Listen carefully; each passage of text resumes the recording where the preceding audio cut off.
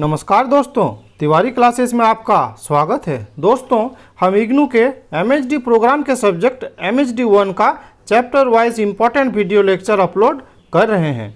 आज के इस वीडियो में पृथ्वीराज रासो का काव्यत्व अर्थात इकाई 2 पर चर्चा करेंगे। इस चैप्टर से मुख्यतः इस प्रकार से प्रश्न पूछे जाते हैं। पृथ्वीराज रासो के काव्य रूप पर विचार कीजिए या पृथ्वीराज रासो में वर्णित प्रसंगों का विवेचना कीजिए या रासो काव्य रूप में पृथ्वीराज रासो की काव्यगत विशेषता। ठीक है, ये काव्यगत विशेषता ये भी पूछी जाती है। वैसे ही पृथ्वीराज रासो के काव्य सौंदर्य पर विचार कीजिए।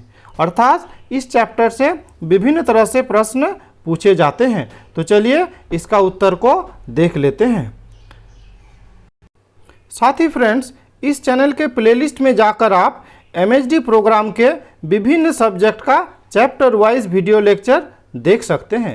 साथ ही डिस्क्रिप्शन में भी इन वीडियोस का लिंक दिया गया है, आप वहां से भी अन्य वीडियो लेक्चर्स को देख सकते हैं। अगर आप इस चैनल में नए हैं तो इस चैनल को सब्सक्राइब कर सकते हैं, जिससे इस चैनल में इग्नू रिलेटेड जो भी वीडियो अपलोड होगी उसका नोटिफिकेशन सबसे पहले आपको मिल पाएगा। ठीक है, तो चलिए अब इस वीडियो को देख लेते हैं। पृथ्वीराज रासो आदिकाल का सर्वाधिक विख्यात काव्य है। इसके रचयिता चंदबरदाई हैं, जो पृथ्वीराज चौहान के दरबार में रहते थे तथा उनके परम मित्र भी थे।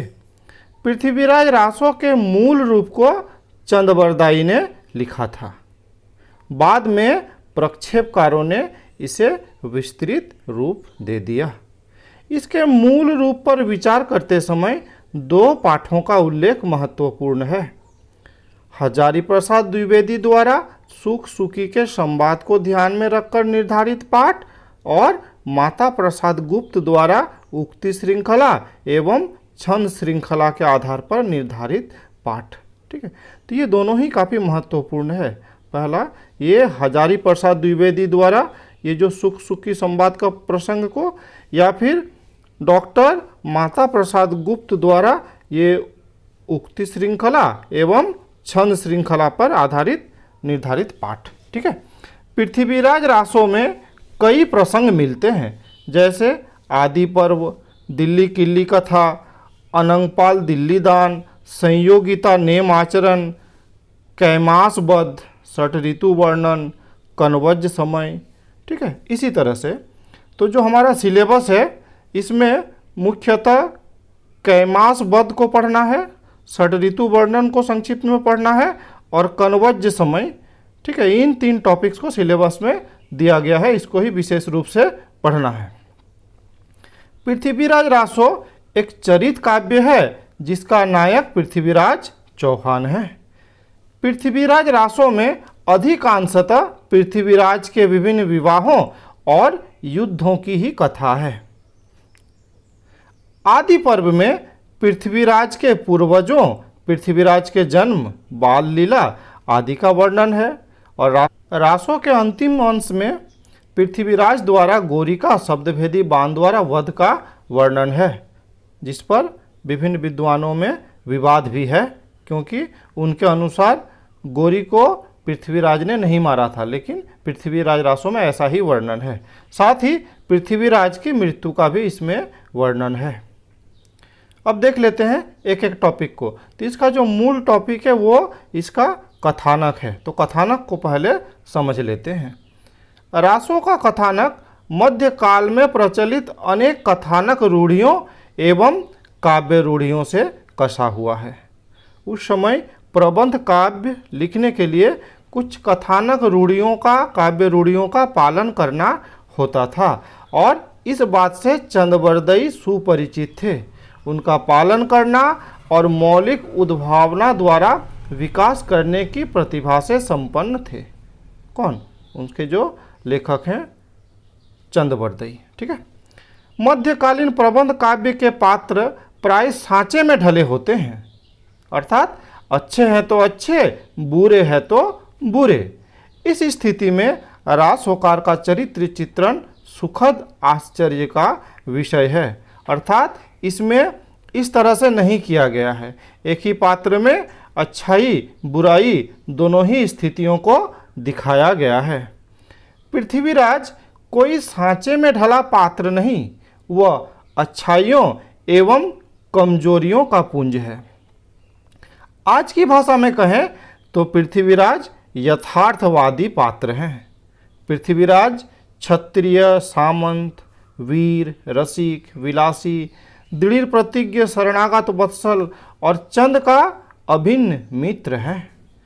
उसे अपने गुणों एवं दुर्गुणों का फल इसी जीवन में मिल जाता है। रासों में वर्णित घटनाओं की ऐतिहासिकता के विषय में चाहे जितना भी मतभेद हो, घटनाओं के उपस्थापन का शिल्प यथार्थपरक है, अर्थात इसे क्रमबद्ध तरीके से उपस्थापित किया गया है। इसमें पृथ्वीराज के मन का द्वंद्व छुपाया नहीं गया है। रासों के आदि पर्व में एक ऐसी घटना का वर्णन है जो पृथ्वीराज कालीन सामंती मूल्यों के मनोरंजक दस्तावेज मालूम होता है। पृथ्वीराज के पराक्रमी चाचा कन्न थे, ठीक है, तो एक चाचा का नाम था उनका कन्न। पृथ्वीराज के दरबार में एक बार चालुक्य वंशी भाइयों पर उनके चाचा क्रोधित हो गए और उन 7 भाइयों को मौत के घाट उतार दिया। इससे पृथ्वीराज धर्म संकट में पड़ गए। जिनकी रक्षा का भार उन्होंने लिया था उन्हीं का वध किया गया। इस प्रसंग को थोड़ा समझ लेते हैं, ठीक है। चालुक्य वंशी 7 भाई, जिसको क्या है पृथ्वीराज अपने दरबार में आमंत्रित किए थे, आकर बैठे थे। उसमें से कोई एक भाई अपने मूँछों पर ताव दे दिए। ऐसा करना उनके चाचा कर्ण को काफ़ी बुरा लगा। वे काफ़ी क्रोधित भी हो गए और बाद में उन्होंने इन 7 भाइयों का हत्या भी कर दी, ठीक है। तो ऐसा जब कर दिए तो पृथ्वीराज धर्म संकट में पड़ गए, नाराज भी हो गए। अब वो क्या ही करते, दोनों ही उसके प्रिय थे। कर्ण उनके चाचा थे और चालुक्य वंशी जो भाई थे उसका रक्षा करने का उन्होंने जिम्मा लिया था। अब क्या किया जाए, तो इसका हल वो किस तरह से यथार्थवादी तरीके से निकालते हैं, इसको देखते हैं।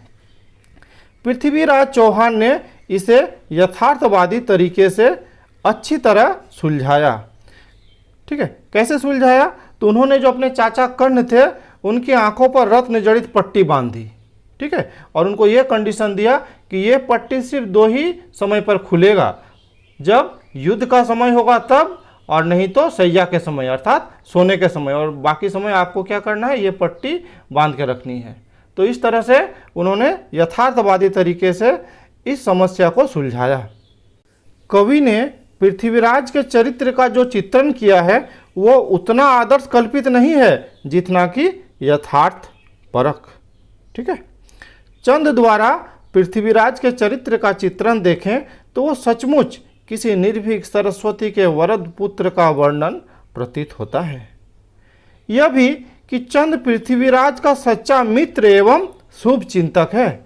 इससे पृथ्वीराज के साथ साथ चंद बरदई के चरित्र का भी चित्रण हो जाता है। दोनों मित्रों के मैत्री परीक्षा का सबसे मार्मिक अवसर कैमास वध में उपस्थित होता है। तो इस प्रसंग को भी समझ लेना है क्योंकि ये सिलेबस में है, ये कैमास वध, ठीक है।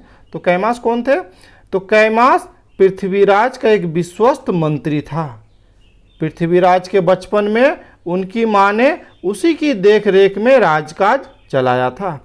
जब पृथ्वीराज संयोगिता के विरह में स्थिर नहीं था, वो आखेट करता हुआ वन में घूम रहा था, तो उस समय भी शासन उसने कैमास को ही सौंप दिया था। ये संयोगिता प्रकरण, इसको भी हम लोग आगे समझेंगे। ये भी काफ़ी महत्वपूर्ण और रोचक प्रसंग है। अभी यहाँ पे क्या देख रहे हैं हम लोग, कैमास वध के बारे में, ठीक है। तो कैमास नामक जो मंत्री था वो कर्नाटी नाम की दासी का अनुरक्त हो गया था, अर्थात उसके प्रेम पास में बंध गया था। इससे क्रोधित होकर पृथ्वीराज ने रात में उसकी हत्या कर दी। दूसरे दिन किसी को पता भी नहीं चला कि कैमास कहाँ है, परंतु यहाँ पर भी चंद बरदाई साहस दिखाते हैं और पृथ्वीराज द्वारा की गई हत्या के बारे में बताते हैं।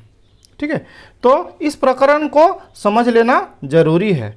तो अभी हम लोगों ने चर्चा कर लिया कि कैमास कौन थे, तो मंत्री थे। ठीक है, एक विश्वस्त मंत्री थे, लेकिन वो कर्नाटी नाम के एक दासी के प्रेम में अनुरक्त हो गया था। ठीक है, तो कैमास की जो पत्नी वो सूचित की थी पृथ्वीराज की बड़ी रानी इंचिनी को, क्या ऐसा हो रहा है, आप इसका निस्तार कीजिए। तो जैसे ही रानी ने पृथ्वीराज को बताया तो पृथ्वीराज गुस्से से उसके हत्या करने चले गए। ठीक है, तो वो जो रात था, रात का समय था, घनघोर अंधेरा था, बारिश हो रहा था, बादल गरज रहे थे और कैमास वो कर्नाटी के साथ केली क्रिया में रत था। ऐसे स्थिति में ही पृथ्वीराज जाकर उसकी हत्या कर देते हैं और लाश को भी कहीं छिपा देते हैं, और दूसरा दिन किसी को पता भी नहीं चलता है कि कैमास कहाँ गया। ठीक है, पृथ्वीराज किसी को बताते भी नहीं हैं, बरंग उल्टे चंदबरदाई से पूछते हैं कि चंदबरदाई कैमास कहाँ है। ठीक है, लेकिन ये बताया जाता है कि चंदबरदाई क्या थे, सरस्वती के वरद पुत्र थे, उसे पता होता था कि क्या घटना हुआ है। तो वो पृथ्वीराज से अनुमति मांगते हैं कि क्या मैं बता दूं कि क्या सच्चाई है। तो पृथ्वीराज बोलते हैं हाँ हाँ बताइए। तो भरी सभा में चंदबरदाई सबों के सामने बता देता है कि इसकी हत्या पृथ्वीराज द्वारा ही की गई है। साथ ही पृथ्वीराज को इसके लिए दोषी भी ठहराते हैं। वे उदाहरण देते हुए कहते हैं कि राम ने भी रावण का वध किया, सुग्रीव ने भी वाली का वध किया, लेकिन किसी ने लाश को छुपाया नहीं और उसके परिजनों को सौंप दिया, लेकिन आप तो इसके सब को भी छुपा दिए। ठीक है, तो इस तरह से पृथ्वीराज को दोषी ठहराते हैं और कैमास की पत्नी को कैमास का सब भी वापस दिलाते हैं। तो पहले पहले इससे तो पृथ्वीराज नाराज हो जाते हैं, बाद में जब वो समझते हैं तो उसका जो मित्रता है वो और भी प्रगाढ़ हो जाता है।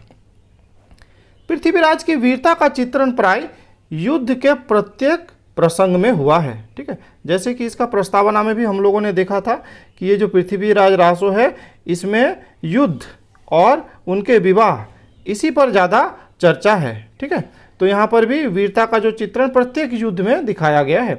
पृथ्वीराज की वीरता सामंती नैतिकता से पुष्ट है। ठीक है, उस समय का जो समय था वो सामंती काल नहीं, तो सामंती नैतिकता से पुष्ट है। संयोगिता विवाह के अवसर पर कनउज युद्ध में, ठीक है, ये जो कन्नौज है उसी को उसमें क्या कनउज कहा है। ठीक है, तो कन्नौज युद्ध में विश्वस्त सेनापतियों ने पृथ्वीराज को संयोगिता सहित दिल्ली भाग जाने की राय दी, परंतु पृथ्वीराज द्वारा भागने से इनकार करना उसकी वीरता को दिखाता है। ठीक है, अर्थात वो भागना नहीं चाहे, वो सोचे क्या कि संयोगिता के जो पिता हैं, कौन, जो राजा जयचंद है, उससे मुकाबला किया जाएगा, सामना किया जाएगा, भागना वो किसी तरह से भी नहीं चाहते थे। सूर सामंत होने के साथ पृथ्वीराज विलासी भी था। राजकुमारियों के सौंदर्य का वर्णन सुनकर वो विह्वल हो उठता था। चंद ने पृथ्वीराज के दोषों को भी दिखाया है। चंद पृथ्वीराज के ही दरबारी कवि थे, फिर भी उन्होंने इनके दोषों को भी दिखाया है। संयोगिता के साथ केली विलास के वर्णन में कवि ने स्पष्ट शब्दों में लिखा है कि संयोगिता की प्रोढ़ रति में निमग्न वो नहीं जान पाता था कि कब रात हुई कब दिन हुआ। गुरु, बंधुओं, भृत्यों, लोगों सब की गति उसके विपरीत हो गए, अर्थात वे दिन दुनिया से खो गए थे और रति क्रिया में ही निमग्न हो गए थे। पृथ्वीराज चंदबरदाई का साथ कृति में प्राय सर्वत्र है। ठीक है, मैंने आप देखेंगे पूरा पृथ्वीराज रासों में कि चंदबरदाई पृथ्वीराज के साथ ही हैं। जब जब पृथ्वीराज पर कोई संकट पड़ता है या वो सन्मार्ग से विचलित होता है, चंदबरदाई उसे सच्चे शुभ चिंतक मित्र की भांति निर्भीक सलाह देता है। मध्यकाल के वातावरण में चंदबरदाई के जैसा दीप्त चरित्र अद्वितीय है। ठीक है, अर्थात इस तरह का चरित्रीय सामान्य देखा नहीं जाता है। वो सिर्फ अपने राजा का गुणगान ही करते रहते हैं, लेकिन ये क्या है कि राजा को समझाते भी हैं, जहाँ दोषी होते हैं तो उसको दोषी भी ठहराते हैं, ठीक है, अर्थात निर्भीक तरीके से ये क्या करते हैं, सलाह देते हैं।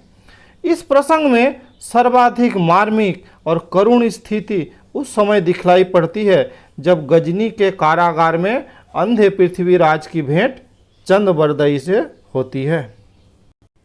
इस प्रसंग को भी थोड़ा समझ लेते हैं। कहा जाता है कि तराइन के दूसरे युद्ध में मोहम्मद गोरी ने पृथ्वीराज को हराया और उसे बंदी बनाकर अपना देश गजनी ले गया। और वो क्या चाहते थे कि पृथ्वीराज से जो शब्द भेदी बाण चलाना सीखना चाहते थे, लेकिन पृथ्वीराज किसी भी प्रकार से राजी नहीं थे उसे सिखाने के लिए, ठीक है। वहीं पर कारागार में ही पृथ्वीराज की दोनों आंखें फोड़ दी जाती है ताकि वो देख ही नहीं सके और जो भी हो वो शब्द भेदी बाण का जो तरीका है, अर्थात शब्द को सुनकर ही वो कोई भी रेस्पॉन्ड कर सके।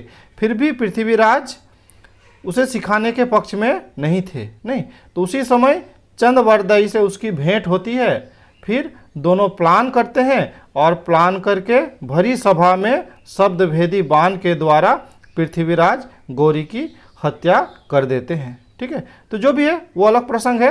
यहाँ पे ये बताया कि ये एक मार्मिक प्रसंग है जब अंधे पृथ्वीराज की भेंट चंदबरदई से होती है।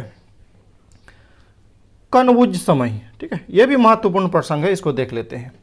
कनौज समय रासों का एक महत्वपूर्ण अंश है। पृथ्वीराज चौहान और जयचंद में बैर था, ठीक है। तो ये जयचंद कौन है, जो इनकी जो पत्नी ना रानी संयोगिता, तो संयोगिता के पिता थे, लेकिन पृथ्वीराज से उनका बैर था। आप ये भी जानते हैं मेवाड़ मालवार, नहीं ये दोनों, एक मेवाड़ के राजा थे और दूसरे क्या मालवा के राजा थे, दोनों में बैर था। कन्नौज जयचंद की राजधानी थी। जयचंद अपने समय में उत्तरी भारत का संभवतः सबसे बड़ा शासक था। जयचंद ने राजसूय यज्ञ किया जिसमें उसने पृथ्वीराज की प्रतिमा यज्ञ सभा के द्वार पर स्थापित कर दी। जयचंद की पुत्री संयोगिता ने पृथ्वीराज के रूप पराक्रम की गाथा सुन रखी थी। उसने जयमाल पृथ्वीराज के जो प्रतिमा है ना उसके गले में डाल दी, ठीक है। तो इस तरह से क्या हो गया, जयचंद को लगा अब तो अनर्थ ही हो गया, नहीं जो दुश्मन है उसी के गले में उसकी बेटी संयोगिता ने जयमाल डाल दी, ठीक है। इससे जयचंद क्रोधित होकर संयोगिता को दासियों के साथ गंगा तट के महल में रहने के लिए भेज दिया।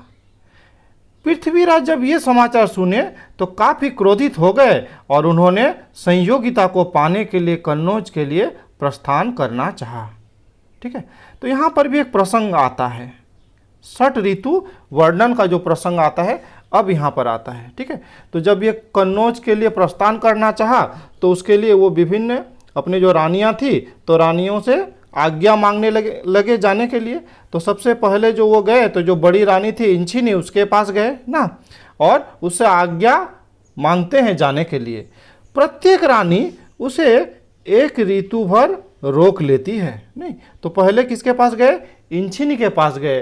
तो इंचिनी उसे बताते हैं कि प्रभु अभी तो बसंत ऋतु चल रहा है और मेरा उम्र भी दिनों दिन क्या होगा ख़त्म होते जा रहा है, मतलब मेरा जवानी का दिन घटते जा रहा है, तो मैं तो आपको जाने ही नहीं दूंगी। और इस तरह से वो एक ऋतु रोक लेती है, ठीक है। और उस रानी के बाद जब फिर वो दूसरे रानी के पास जाता है तो वो भी एक ऋतु रोक लेती है। इस तरह से पृथ्वीराज के समक्ष ये समस्या आता है कि अगर गमन करें तो कैसे, ठीक है। चंदबरदई ने ऋतु को ही इससे उबरने का रास्ता भी बना दिया। सामान्यतः ऋतु शब्द का उपयोग स्त्रियों के मासिक धर्म की स्थिति के लिए भी होता है।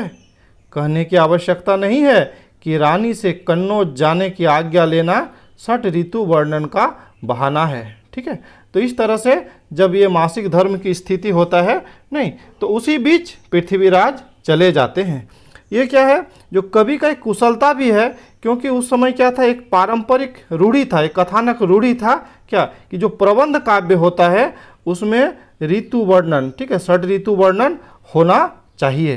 तो इस बहाने चंदबरदई ने षट ऋतु वर्णन भी कर डाला, ठीक है। अर्थात जो कथानक रूढ़ी था उसका भी निर्वाह कर दिए। पृथ्वीराज और संयोगिता का मिलन इसी युद्ध भूमि में होता है। पृथ्वीराज सामंतों से युद्ध क्षेत्र में जाने के लिए कहता है और स्वयं नगर देखने के लिए निकल पड़ता है। ठीक है, अर्थात उसके सेना युद्ध कर रहे होते हैं और ये कहाँ चले जाते हैं, तो ये संयोगिता से मिलने चले जाते हैं। संयोगिता पृथ्वीराज से गंगा तट पर मिलती है। पृथ्वीराज संयोगिता को घोड़े पर बिठाना चाहता है, परंतु संयोगिता यहाँ संकोच करती है। नहीं, स्त्री सुलभ मन नहीं, वो लजाती है, वो चढ़ना नहीं चाहती है। मन से तो इच्छा है कि वो भी पृथ्वीराज के घोड़े में चढ़कर चली जाए ना, लेकिन लजाती है। पृथ्वीराज इस बात को समझ लेते हैं और उसे बाहों से उठाकर घोड़े पर बिठा लेते हैं। इसके बाद पृथ्वीराज और जयचंद की सेनाओं के बीच युद्ध का विशद वर्णन है। ठीक है, तो यहाँ से ये संयोगिता को लेकर चले जाते हैं। अंत में पृथ्वीराज संयोगिता को लेकर दिल्ली पहुँचते हैं, जहाँ उसका विधिवत विवाह होता है। तदुपरांत कवि उसके केली विलास का जमकर वर्णन किया है। अब देख लेते हैं युद्ध और श्रृंगार। ठीक है, यह भी एक महत्वपूर्ण टॉपिक है। रासों में प्राय युद्ध और श्रृंगार दोनों का वर्णन साथ साथ होता है।